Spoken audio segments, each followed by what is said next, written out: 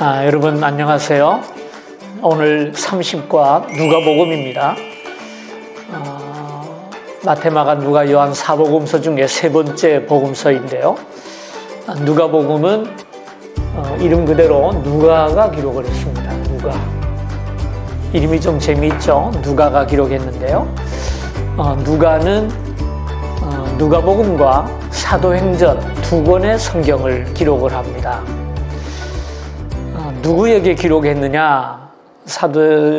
누가복음과 사도행전 초반에 보면 데오빌로 각하에게라고 하는 그런 언급이 나와 있어요. 3절을 보면은요.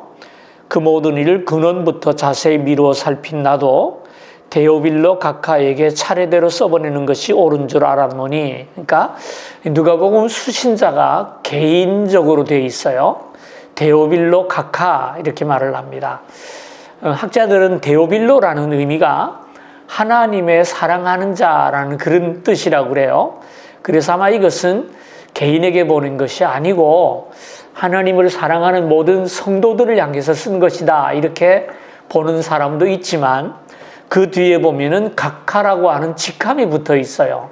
그걸로 볼 때 그건 아닌 것 같고, 한 어떤 그 유대 지역이라든지 다른 지방의 로마 총독을 향해서 쓴 글이 아닐까, 그렇게 우리가 생각을 합니다. 그래서 이 누가는 복음서만 쓸 뿐 아니라 사도행전을 기록을 했고요. 그 사도행전을 보면은 바울을 따라다니면서 바울의 동역자로서 바울의 행적을 자세하게 기록한 것을 우리가 보게 됩니다. 누가가 누구냐에 대해서 여러 설들이 많이 있어요. 분명히 한 것은 12 제자 중에 한 사람은 아닙니다. 그러나 예수님의 행적을 자세하게 기록한 것을 볼 때 아마 누가도 예수님을 따르는 사람 중에 하나였지 않겠는가. 그래서 70인 전도대원 중에 한 사람이었을 것이다. 그렇게 이야기를 하고 있어요. 사도행전을 보면은 누가가 바울을 늘 따라다니면서 그의 건강을 보조하는 여행을 보게 되는데요. 골로새서 4장 14절을 보면 누가를 의사라고 바울이 소개를 합니다. 사랑을 받는 의사 누가와 또 데마가 너희에게 문안하느니라. 그래서 이 누가는 상당한 헬라 교육을 받은 의사가 아니었을까, 그렇게 우리가 추측을 하고 있고요. 만약에 그분이 70인 전도대원 중에 하나였다면 우리가 좀 여러 가지 상상이 가능할 것 같아요. 예수님께서 따르는 무리 가운데서 12 제자를 세우실 때 누가는 부름받지를 못했어요.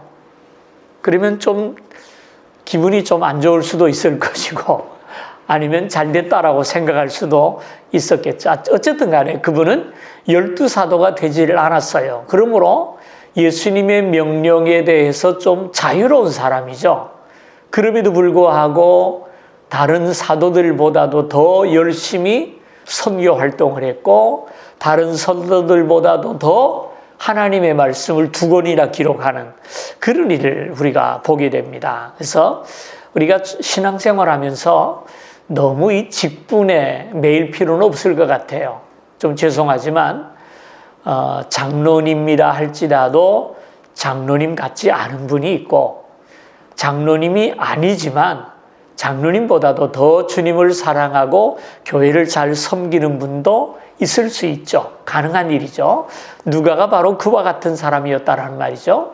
어떤 12사도 중에 한 사람이다, 이런 것에 구애받지 아니하고 자신의 의사라고 하는 그런 좋은 지위를 가지고 있으면서도 그것을 돈 버는 일에 사용하지 아니하고 사도 바울을 따르면서 복음을 전하는 일에 팀사에게 종사했다는 것은 오늘 우리들에게도 많은 교훈을 주는 내용이라고 생각을 합니다.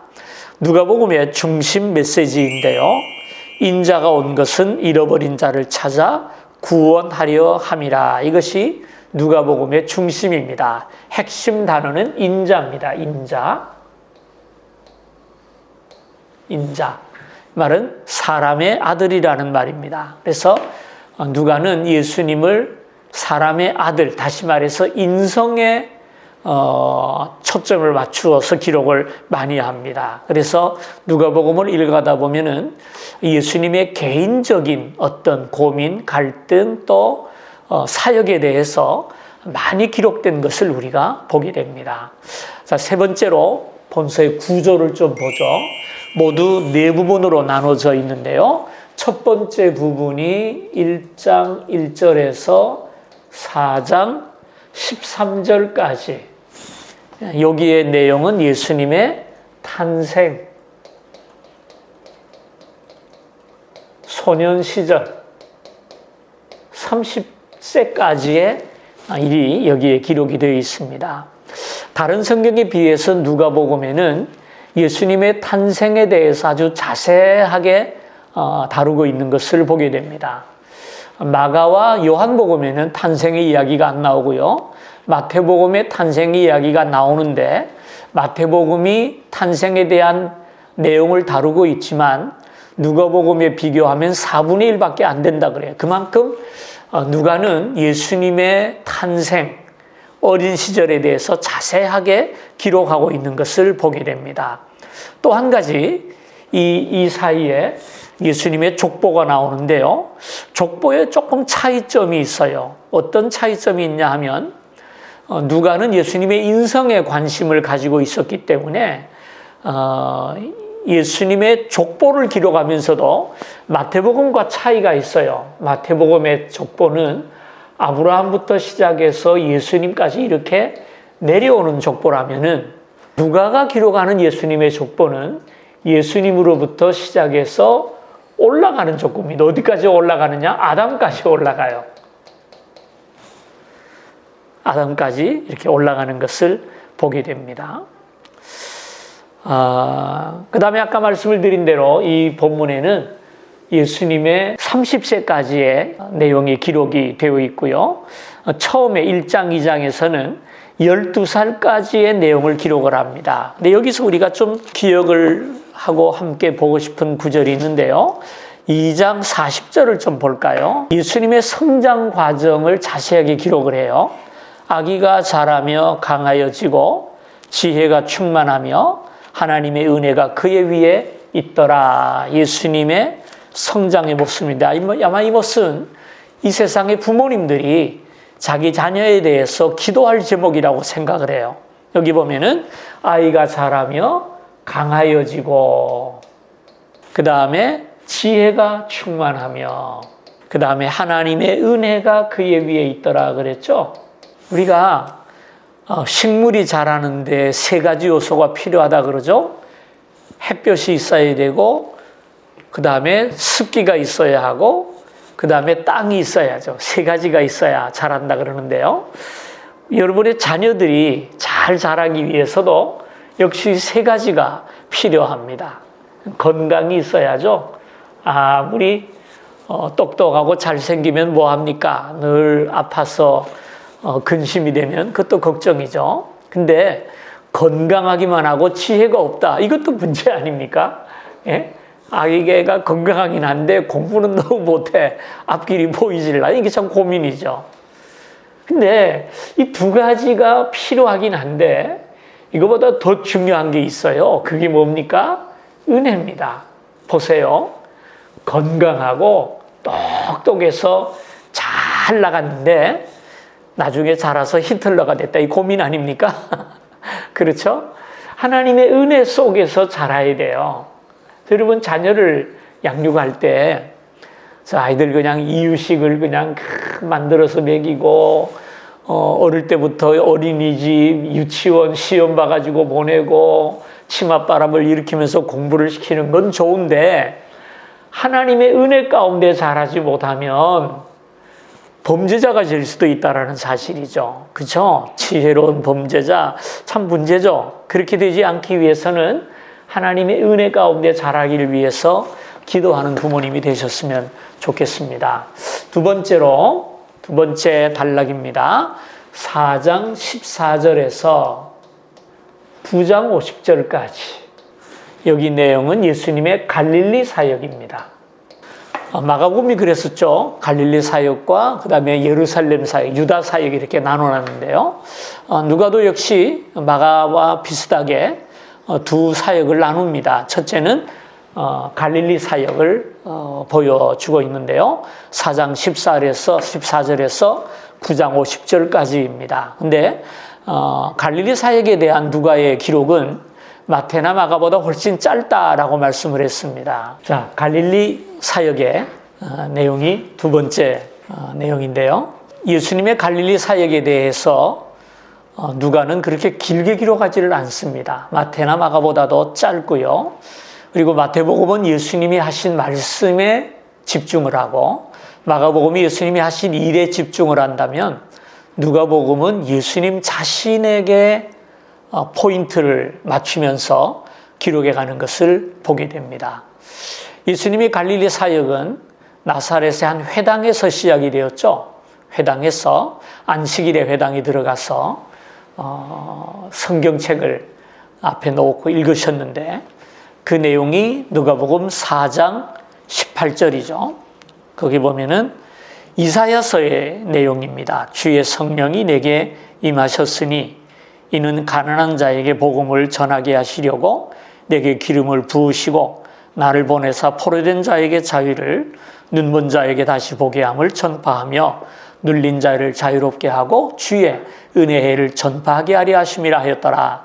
택을 덮어 그 맡은 자에게 주시고 앉으시니 회당에 있는 자들이 다 주목하여 보더라. 예수께서 그들에게 말씀하시되 이 글이 오늘 너희 귀에 응하였느니라. 예수님의 오심이 구약의 예언의 성취였음을 유대인의 회당에 들어가셔서 가르치면서 예수님의 사역이 시작이 됩니다. 세 번째 볼까요? 누가복음에서만 볼 수 있는 어떤 그 특별한 이적들이 있어요. 베드로에게 고기가 많은 곳이 어딘지를 가르쳐 주셨죠. 깊은 곳에 가서 그물을 내려라 하면서 베드로의 고기를 잡게 하시는 예수님의 모습, 또 나인성의 한 과부가 독자가 죽어서 슬퍼하며 무덤으로 가는 그 장례 행렬을 세우시고 그 청년을 살려서 돌려주는 모습, 이런 것들은 어떤 그 사람들의 가난함과 또 슬픔을 위로하시는 하나님의 예수님의 인간적인 그 모습들, 이런 것들을 우리에게 보여주기도 하십니다. 그리고 쭉 거기서 9장 50절까지 갈릴리에서 행하신 이적들이 나타나는데요. 모두 21번의 이적이 나타납니다. 이적이 상당히 많이 기록이 되어 있어요. 그리고 중간에 그 6번에 보시는 대로 9장에 들어가면서 예수님의 죽으심과 부활, 그리고 세상을 떠날 것과 사람들에게 손에 넘겨져서 재판받으실 것들을 예언하는 내용이 갈릴리 사역에서 있습니다. 이 사역을 마치고 이제 예루살렘으로 올라가시죠. 그래서 세 번째 사역이 예루살렘에서 사역인데요. 9장 51절에서 19장 44절.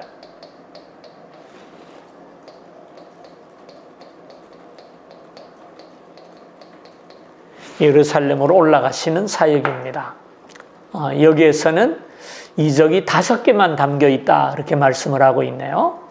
대신에 많은 말씀과 또 하시는 일, 특별히 비유와 책망들의 내용이 많이 나옵니다. 예루살렘에 올라가셔서 바리새인과 서기관들과 논쟁하시고 책망하시는 그런 내용들이 기록이 되어 있는 것을 보게 됩니다. 특별히 이 부분에는 다른 복음서에는 없는 예수님의 이적이 몇 가지 기록되어 있어요. 첫째는 13장에 기록된 실로암 망대 비유, 회개하지 아니하면 실로암 망대가 그때 무너져가지고 많은 사람들이 죽었어요. 그것을 이야기를 하시면서 그 사람들이 죄가 많아서 죽은 것이 아니고 너희도 회개하지 아니하면 그와 같이 망한다는 것을 보여주는 것이다 라고 이렇게 말씀을 하셨죠.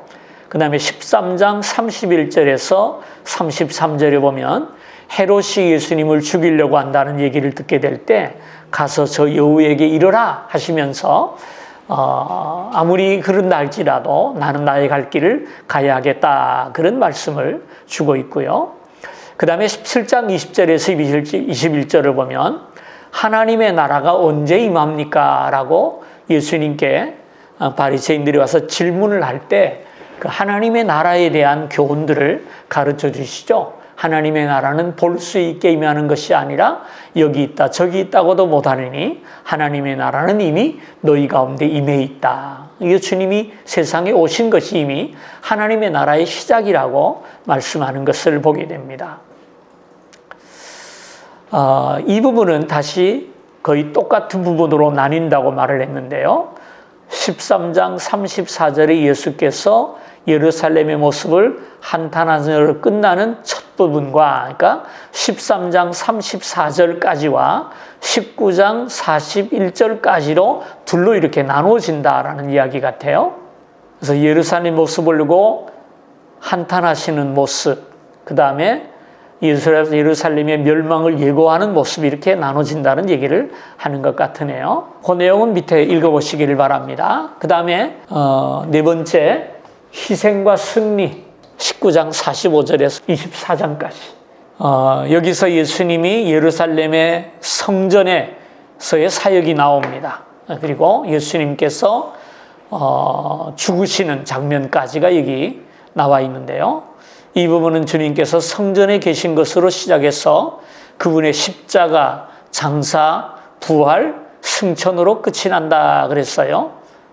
끝까지 마지막 부분이 되겠네요. 그래서 이곳에서는 예수님이 당하신 어떤 고통, 그리고 고난, 그리고 고뇌 이런 것들을 많이 기록을 하면서 예수님의 인간적인 면을 많이 우리에게 부각을 시킵니다. 예수님이 기도하시는 모습, 고통당하시는 모습, 겟세마네에서 기도하실 때 땀이 땅에 떨어지는 핏방울처럼 쏟으시면서 하나님 앞에 기도하는 모습, 이런 것들, 이 잔을 내게서 지나가게 하옵소서. 그러나 내 뜻대로 마옵시고 아버지의 원대로 하기를 원합니다 하는 어떤 인간적인 고뇌, 이런 것들이 많이 기록되어 있는 것을 보게 됩니다.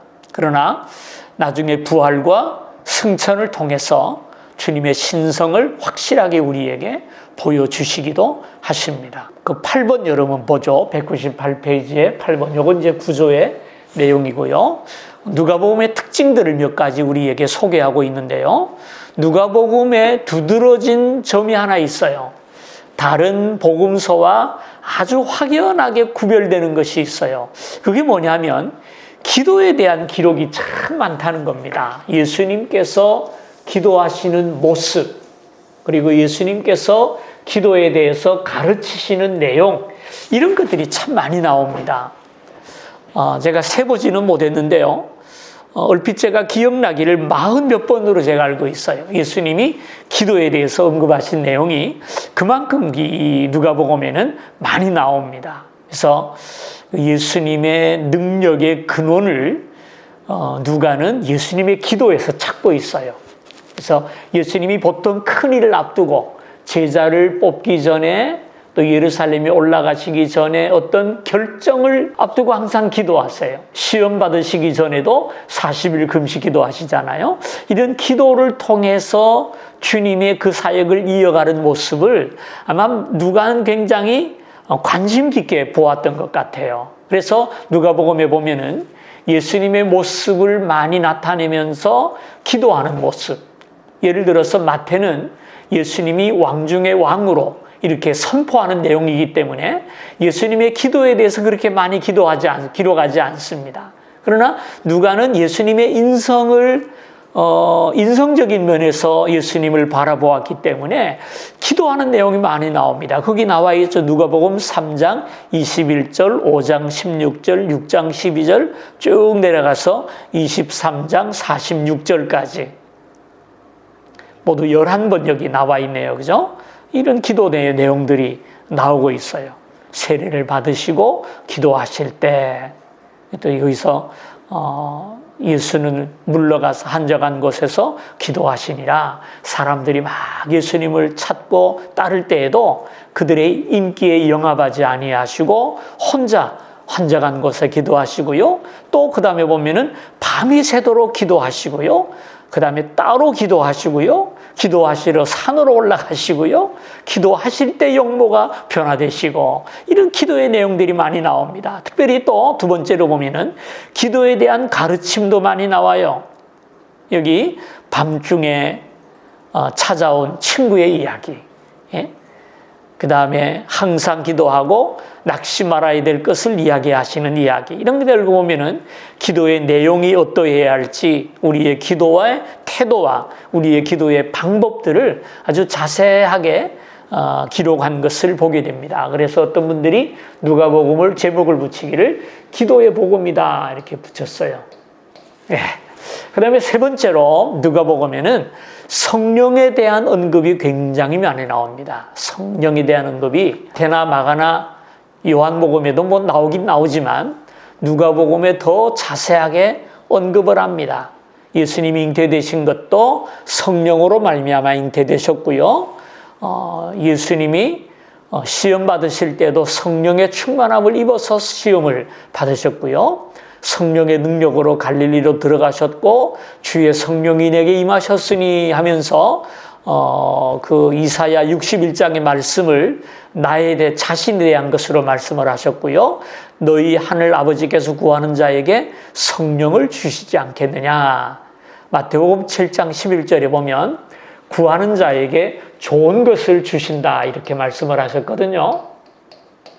근데 누가복음에는 이 좋은 것을 생략하고 성령을 주시지 않겠느냐 이렇게 바로 성령을 가리켜 말씀하는 것을 보게 됩니다. 이것을 유념해서 누가복음 읽으시면 좋겠습니다. 네 번째로 누가는 예수님이 모든 총괄적인 사역에 강조를 두고 있다. 누가복음의 비유들을 보게 되면 모두 인자의 개념을 강조하고 있다 그랬어요. 두 빚진 사람의 이야기, 선한 사마리아 사람의 이야기, 큰 잔치의 이야기, 잃은 드라크마를 찾은 여인의 이야기, 잃은 아들을 되찾은 아버지의 이야기, 바리새인과 세리의 이야기. 이 누가가 참 우리가 뭐라고 할까요? 유념해야 될 내용들, 또 좋은 점이 있다면은 천상의 어떤